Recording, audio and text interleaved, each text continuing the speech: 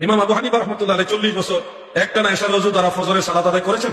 হ্যাঁ, তারিখে বাগদাদের মধ্যে সনদ সহকারে ইমাম আবু হানিফা রাহমাতুল্লাহ আলাইহি একটানা 40 বছর এশারের ওযু দিয়ে ফজরের নামাজ আদায় করেছেন। এটা বর্ণিত আছে রওয়ায়াতের মাধ্যমে।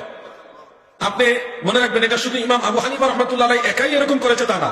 আপনাদের 14 গ্রামের আবুল কালাম আজাদ বাশার সাহেব তিনি যখন এটার বিরুদ্ধে বক্তব্য দিছিলেন, পরে আমি ইবনে তাইমিয়ার কিতাব থেকে, ইবনে তাইমিয়ার কয়েকটা কিতাব থেকে আনলাম যে অনেক সাহাবী, অনেক তাবেঈ, কেউ 25 বছর, কেউ 10 বছর, কেউ 40 বছর, কেউ আরো বেশি 50 বছর একটানা এশারের ওযু দিয়ে ফজর আদায় করছে। সাহাবী তাবেঈদের অনেকেই এরকম করছে। ওই নিরিখে ওই ধারাবাহিকতা ইমাম আবু হানিফা একটানা এশারের ওযু দিয়ে ফজরের নামাজ আদায় করছে। এটা তো ইমাম আবু হানিফা একক তা না, আরো অনেক সাহাবী তাবেঈরাও করেছে। অনেক কিতাবে এটা রেফারেন্স আছে। আমি সব বের করে যখন দিলাম তখন আর কোনো জবাব, তারা যে দল করে ওই দলের কিতাব থেকে বের করে দিছে।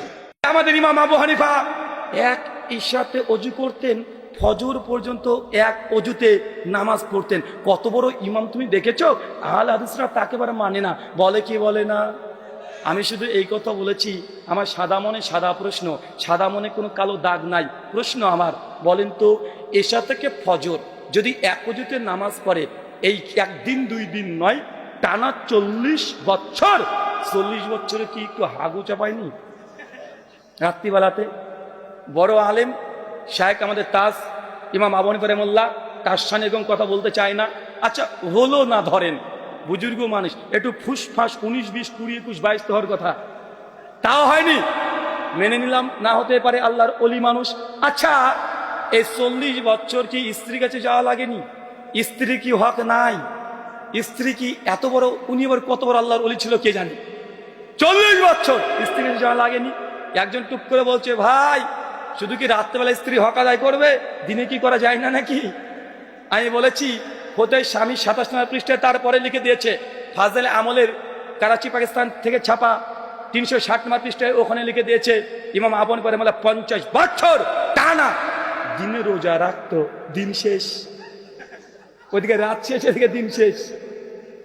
আমার এটা প্রশ্ন না, এটা ইলমি প্রশ্ন।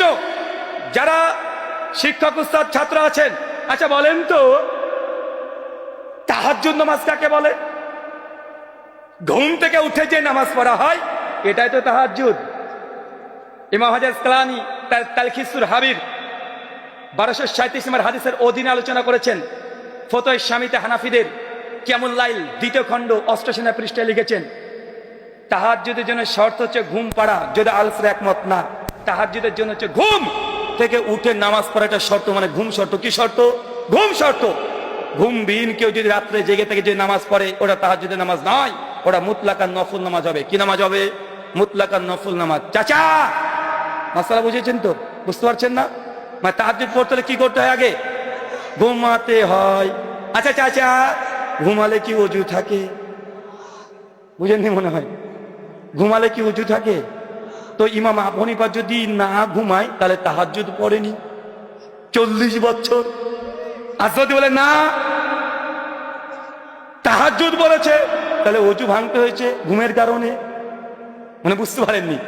মানে ইমামে আজম আবু হানিফা রাহিমাহুল্লাহর মাকাম বর্ণনা করতে গিয়ে তার তাহাজ্জুদ ধ্বংস করে মুকাল্লিদ জাহেলরা ছেড়ে দিয়েছে। যে ওযু টিকায় তাহলে তাহাজ্জুদ পড়েনি, কারণ তাহাজ্জুদের জন্য ঘুম শর্ত। আর ঘুমিয়ে গেলে নেন ঠেলা, এবার ওযু ভেঙে গেছে। যেদিকে যাতে যেতে চাই, জাত